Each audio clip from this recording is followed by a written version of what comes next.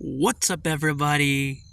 It's your boy, your girl, your femboy, your trans girl, Young Green Studios, back with another one. This is episode 4? Maybe 5. I don't know yet. I don't know. But I was thinking about maybe doing an hour-long one. As you can see here, it's 12:07 p.m. Eastern Standard Time. And it's 6:30. It's 6. I have 63% of battery. So maybe we should do close to an hour one, but not an hour exactly. Because we keep going a little bit longer, so maybe we should go a little bit longer. Last time we did a Starbucks. Was that what we did last time? A Starbucks horror story?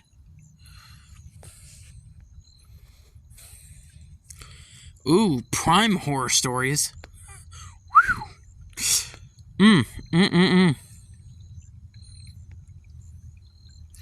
Pretty interesting.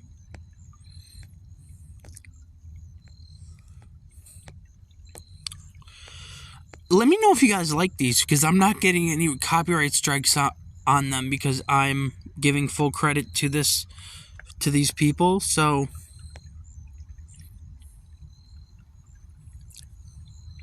link is in the description, as you all know.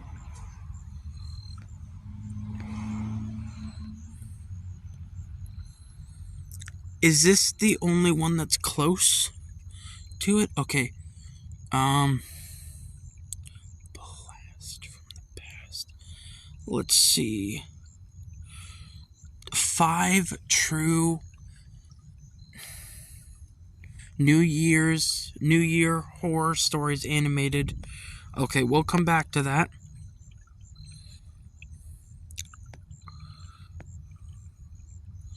That's an idea.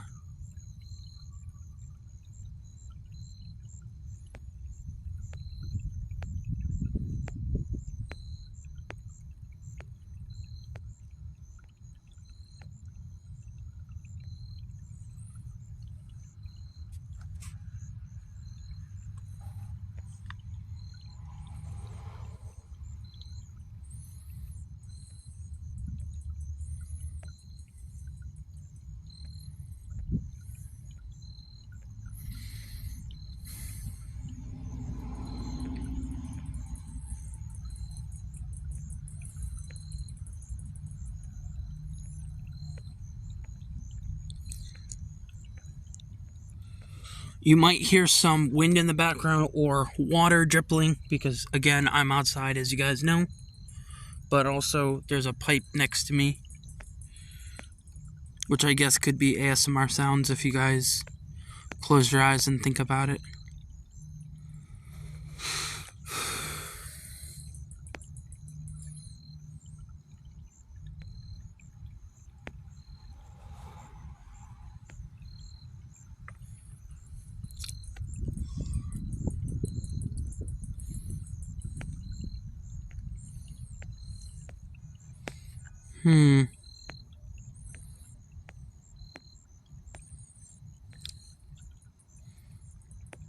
What are we thinking, chat? What are we thinking, chat? What are we thinking? By the way, if there's one in particular that you guys would like me to react to, go to my Instagram. Send me the link and I'll react to it.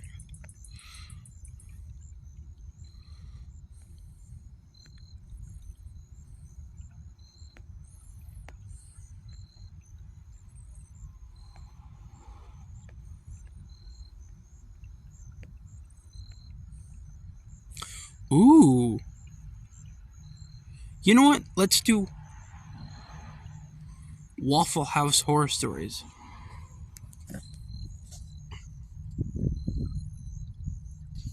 It's not super long,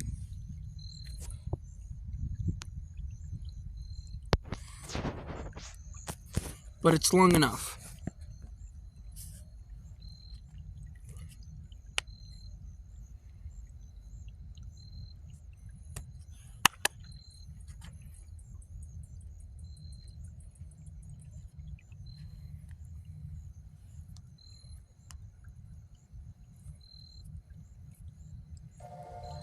You can call me old, but I'm one of those people who loves to get up in the morning.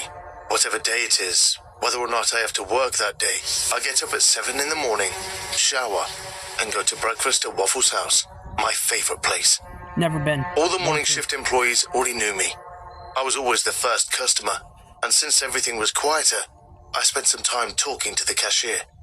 Everything was going great, until one day, my peaceful life would change forever.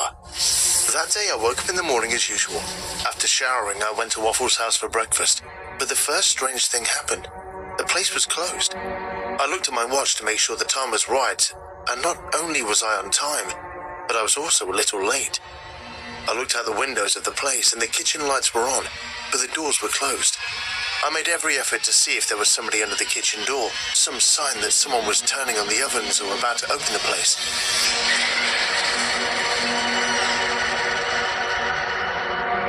Do you need something, sir? A girl in a Waffle's House uniform was behind me laughing. The girl seemed very nice, but I didn't know her. Oh, you gave me the scare of my life. I was just seeing if they were opening. I usually come here early. A regular customer. Nice to meet you. I'm Ashley. Nice to meet you. I'm new around here. I'm supposed to open, but it's taking me a little longer than I thought. I guess I'm not the quickest person to follow instructions. And they left you alone? They always have, 3 people opening the door. I gave a little laugh so the girl wouldn't think I was calling her out. Yep, that's what they told me. But apparently there was a massive firing, and the boss wants to start from scratch. They also hired a cook, but he's not very sociable, from what I can see. Oh, that sucks. Yeah, I'm grateful for getting the job, but I don't agree either. Well, I should keep on opening the place. Oh, yes, of course. Sorry to keep you. After giving me a little smile, the girl went to open the door. It was a Tuesday morning and not many people came today, so I was sure I was going to eat alone. As I entered, I greeted her with a gentle smile, placed my order, and sat patiently waiting for her. Time passed and passed, but my order did not arrive. Slow day in the kitchen, isn't it? It's okay. No, I'll go check on it right away. Thank you very much. I appreciate it. With that said, the girl went to the kitchen, and the silence that flooded the room turned into screams. If you're in such a hurry to get the food, why don't you make it yourself, you fucking bitch? Don't be aggressive with me. I have a customer outside. I just came to see what was taking you so long. And you Customer outside. I just came to see what was taking you so long. And you think you could do better than me? I'm sorry. You don't have to treat me like that. I'll let the customer know. And you'll make me look bad? No, I didn't say that. I just... Stop it! Why would you do that? That was more than I could take. I got up with my chair and stormed off in the direction of the kitchen. I barged in, and to my surprise, the man was gone. Ashley was on the floor crying and clutching her face. I ran over and bent over to check her. Hey, are you okay? Where's the cook? Ashley kept crying, ignoring me. Okay, I'll be right back. I'm gonna go look for that piece of shit. I took a few steps into the kitchen and noticed something strange. I heard a thump a little further on, coming from a small closed room. What the fuck? Before I could react, I heard a man's voice behind me. Who did you call a piece of shit, asshole? I barely turned around. I couldn't even see the man's face as I received a very strong blow in the face that threw me almost a meter backward. The man had a lot of strength. He knocked me back as if it was nothing. When I looked up to see my attacker, I was shocked. In front of me, Ashley was standing. Ashley? What the fuck? Ashley, are you having a stroke? There was no doubt that this person was the woman who had just treated me, but at the same time, she was not. Her facial expressions had totally changed. She looked furious, full of hate and ready to keep hitting me. Her voice was that of a man, and even though I'd only seen her for a few minutes, the way she stood had totally changed. So, there is no cook? What did you just say? Furious, Ashley pulled me and stood me up. My name is Roy, and I'm the fucking cook.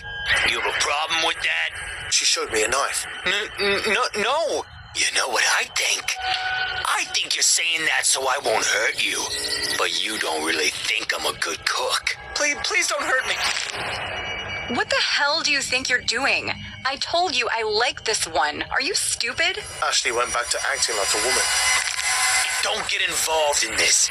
You want me to hit you again? I had no idea what was going on, but I knew this It was is my chance to creepy. escape.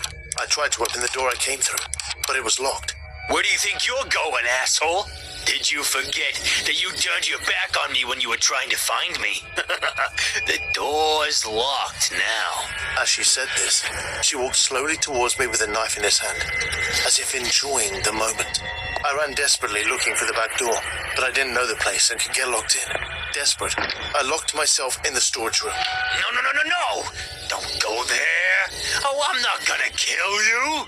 When I turned my face, all the employees who always served me were tied hand and foot with tape over their mouths.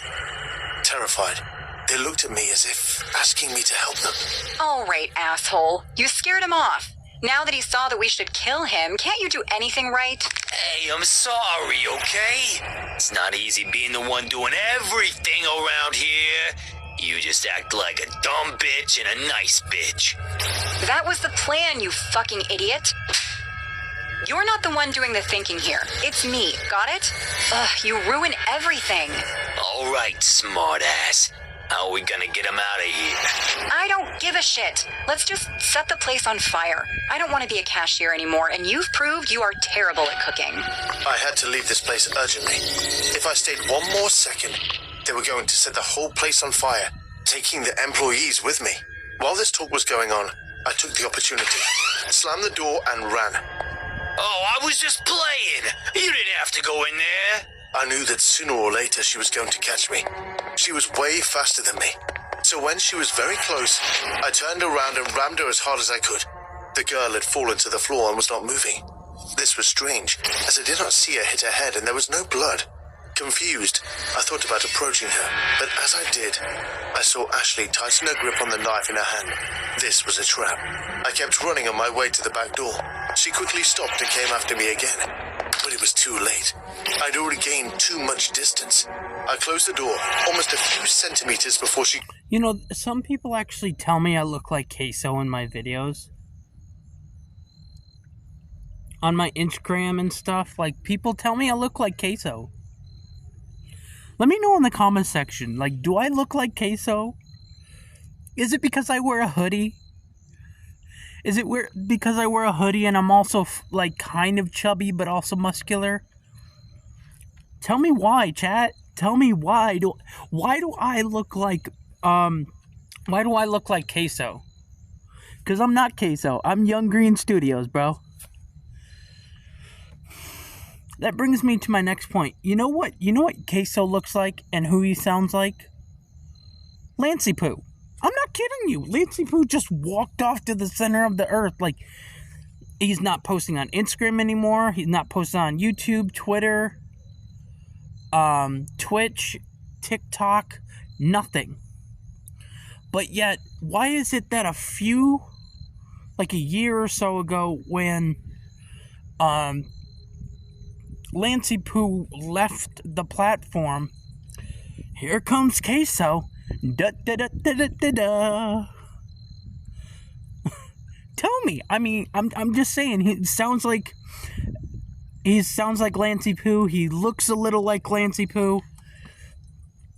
He yells like Lancey Poo. Tell me in the comments, chat. I don't know. caught up with me, and while she kicked the door in desperation, I kept locking it and yelling for someone to call the police. She was so desperate and furious that she'd stayed that way for minutes. She didn't try to escape. She didn't try to get out the front door. And she didn't take hostages. She just kept screaming and forcing the door open with screams that could be so violent that they would terrify the bravest person. When the police finally arrived, I no longer had the strength to continue blocking the door, as she'd almost opened it. But when she did, she was met with 2 police officers pointing in her direction. When I was at the police station giving my statement, I saw the TV on and they were talking about the police catching a woman named Emily, a mental patient who escaped from the psychiatric hospital during a power outage. The poor person had multiple personality disorder, and Ashley and Roy, her 2 most dangerous personalities, dreamed of working at Waffle's house, their favorite eating place. After what happened that day, I still go to the place for breakfast. Only now, I prefer not to talk to the employees so much. You never know if one of them might be a serial killer hiding.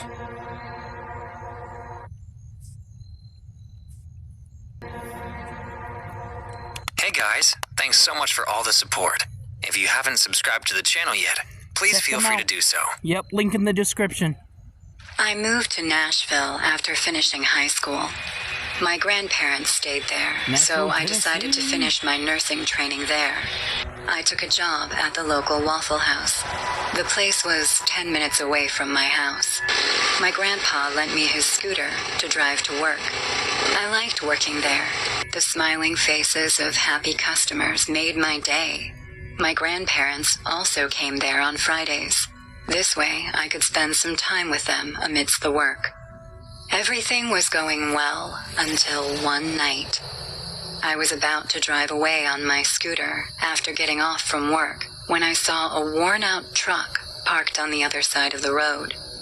I could tell someone was sitting in the driver's seat, but due to the light and shadowy atmosphere, I couldn't see the person.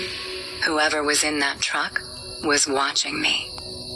I was staring at the truck suspiciously when the driver's side door opened and a man wearing a pink woman's housecoat came out.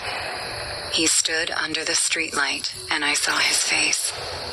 His eyes were wide and his face a pale look. He had brown hair. After staring at me for a few seconds, he scanned the Waffle House and then went back to his truck. Being confused and creeped out a little, I stood there, silently. The man drove away mysteriously, leaving me in doubt and suspicion. That night, after coming home, I called the manager and explained this situation to him. But he didn't seem to bother and told me that I was overthinking. The man probably came to eat and after finding the place closed, decided to leave. Makes sense. But why on earth was he wearing a pink woman's housecoat? Because he can. No matter how hard I tried, I couldn't shake off the fact that there was definitely something wrong with this dude. I kept a sharp eye on work, all set to confront this weird man if he ever came to the Waffle House. And one afternoon, he did. My coworker Julie and I were cleaning the tables. There was no other customer at that moment when the door buzzed open, and I got goosebumps. It was the same man. This time, he was wearing blue, tattered jeans and a white t-shirt. There were stains on his t-shirt, and a reeking odor came from him. He went straight to the empty counter and started to ring the bell on the desk. He saw me and Julie cleaning the table, but he kept on ringing the bell while smiling like a creep. I rushed behind the counter and said in a loud voice, "Is there anything you need?" This is fun.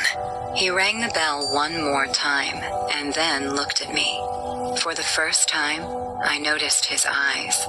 He had pale green eyes that could look into your soul. A big grin appeared on his face, and he said in a raspy voice, I'm Travis.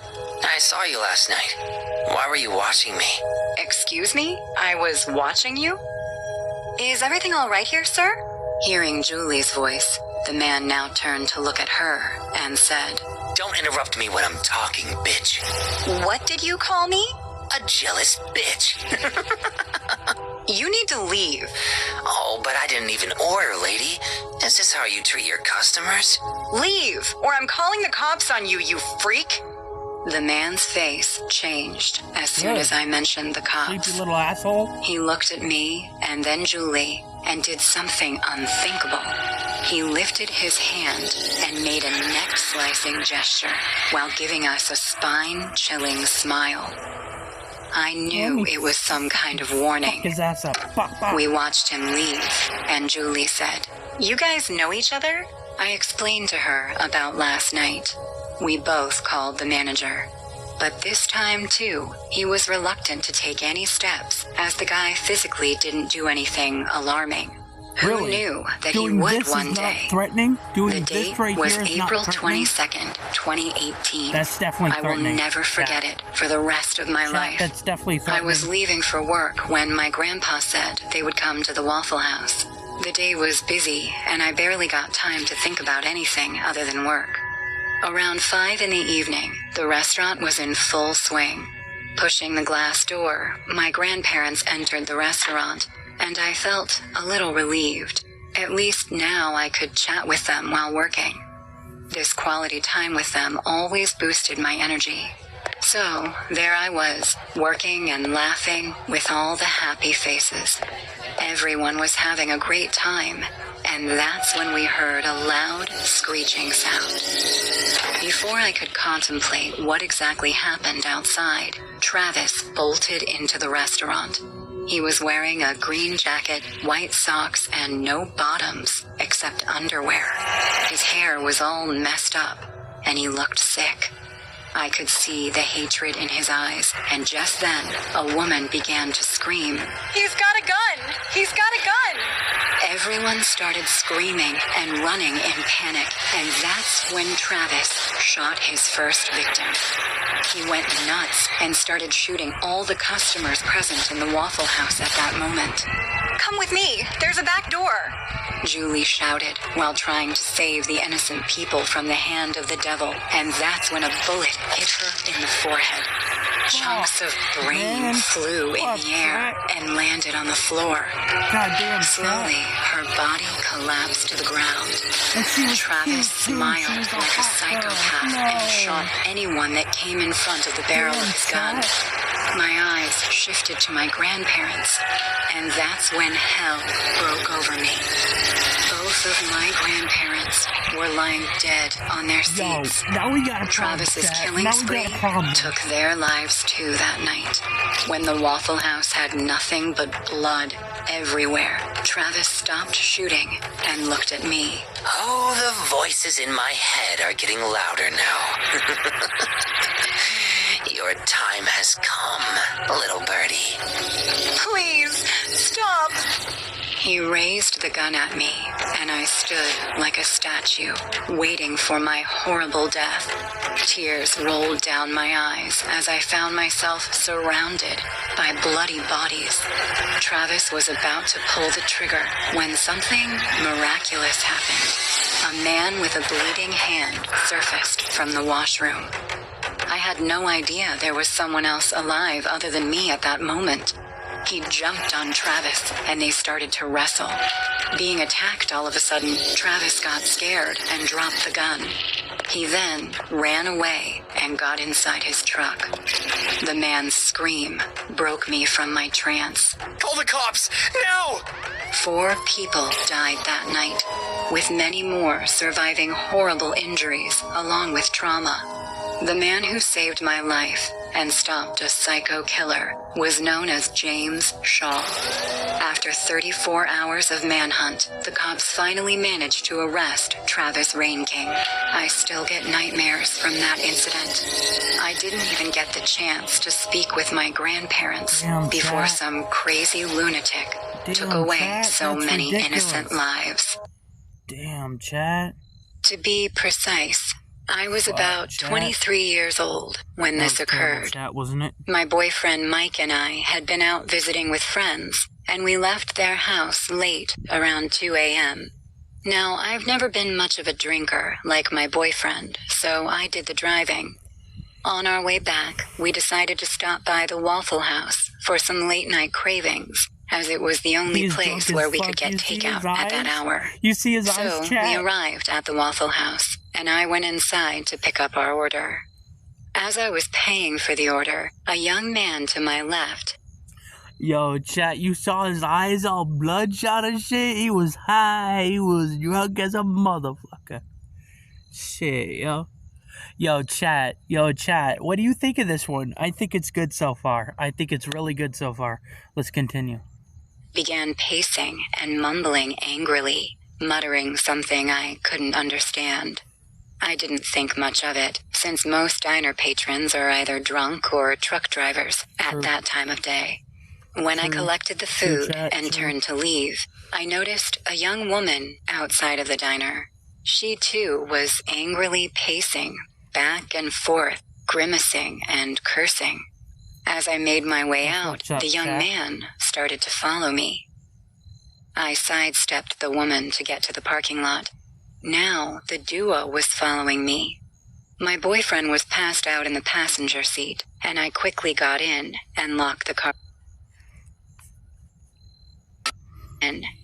the car door. Surprisingly, the man and the woman stopped and then headed toward their car, a red pickup truck. The young man had gotten into the car, and the young woman sat in the passenger seat. Bloody creeps, I said to myself. As I put my car into reverse, the man drove the pickup truck straight to the exiting lane and blocked my way. The man then got out and came running to my window. He started knocking ferociously on my driver's side window and yelled at me. Open up! We need to talk, lady! My boyfriend woke up, hearing the ruckus, and we exchanged a confused look, noticing this man's behavior. I unrolled the car window about an inch to talk things out. You stole my girlfriend's wallet, and you'd better give it fucking back right the fuck now! I have no idea what you're talking about. I have my wallet, and that's it. You fucking stole it from the counter, and we're getting it back one way or another! Dude, I didn't steal shit. Move your car, or I'm gonna back into it. You give it back to me right now, or give me yours, or you're fucking dead! Move! Are you crazy? No! Your girl here is a thief! Just then, another car honked, and we saw a new car was coming to the parking lot. The man's demeanor changed all of a sudden, seeing other people. He quickly walked to his car, moved it, and left the parking lot. Just like that. Chat? Middle fingers in Thinking chat. the third person's presence scared him off, I heaved a sigh of relief. My boyfriend looked at me and asked, What the hell happened in the Waffle House? Nothing. These wackos were being weird from the start. Let's go home. Yeah. I rolled up the window and backed my car up a few inches. Then I exited the parking lot. At that point, my boyfriend and I were taken aback more than anything else. We got on the highway. Just then, we heard loud honks in the distance. It was the same red pickup truck. The man was driving like an absolute maniac, dodging other cars, traffic lights, and stop signs until he got so close to us that their car nearly rammed our back bumper.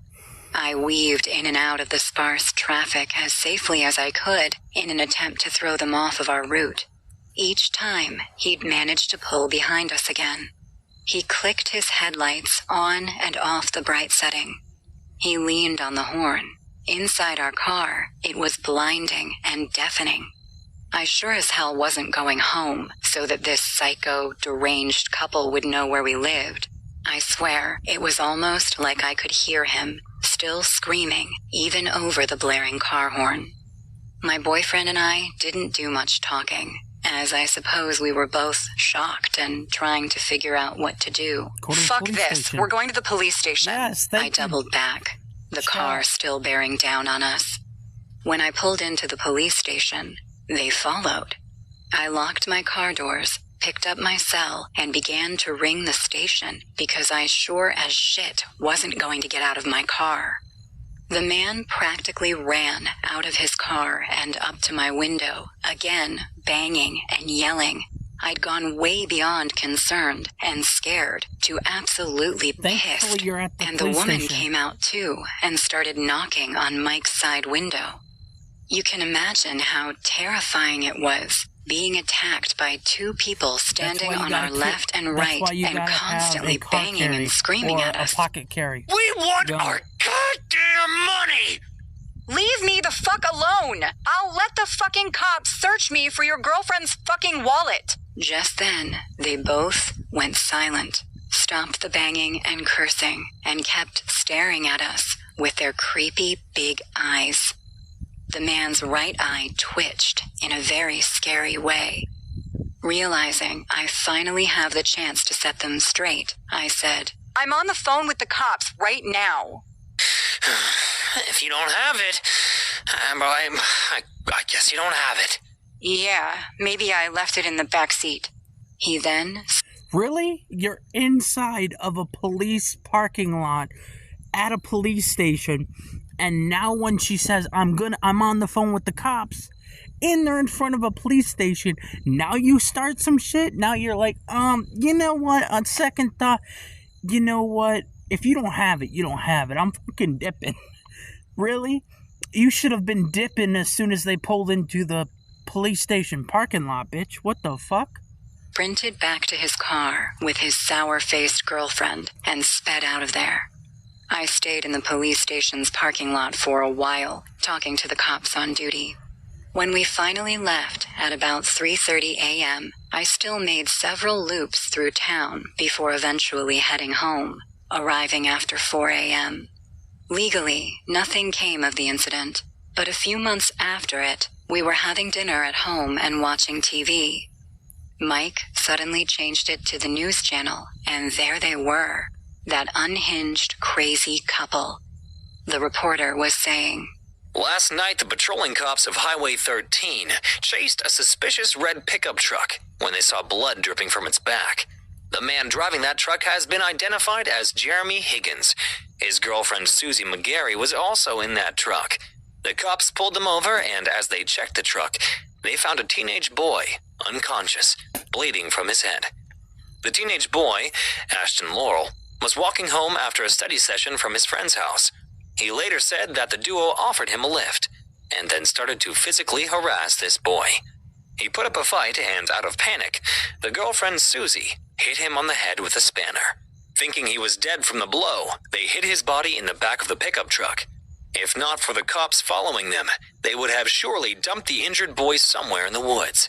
Luckily, Ashton made it out alive once he was rushed to the hospital.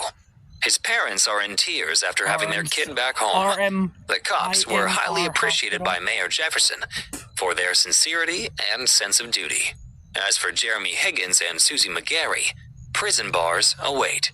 Mike and I were out of words. We were happy that finally these two psychos were going to stay behind bars, but also the thought of being able to save ourselves that night gave me chills.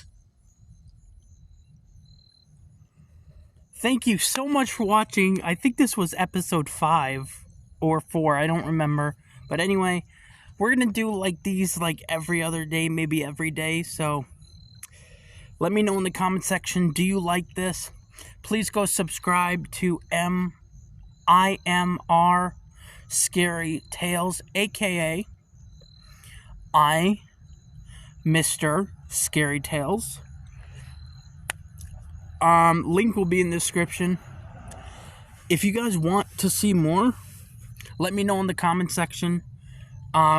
If you have any good ones by Mr. Scary Tales, send me the link over on Instagram or Twitter or Facebook or Snapchat, wherever you want to, and I will react to them happily with no issues.